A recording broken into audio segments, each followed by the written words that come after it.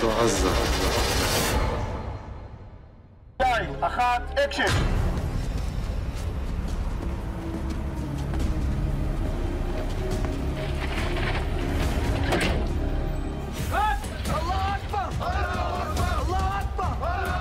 אני לא מכיר טלוויזיה. הסיפור בעונה הזאת הוא מאוד מרגש ועמוק. ההתעסקות פה בדמויות היא הכי מעמיקה שהייתה בשלושת העונות. כל מיני סיטואציות כואבות שדורון הוביל את הצוות אליהם. بس حسب الخطة وفحصت جماعتك كويس ماشي؟ لأنه جاسوس ممكن يكون أقرب الناس عليك. إن شاء الله إن شاء الله. ماشي يعني. توكل على الله. لا أصلا أنا بركن على حالك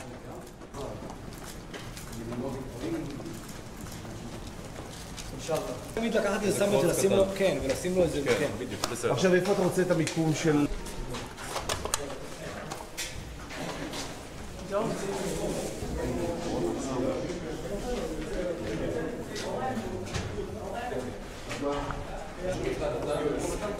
נמצא פה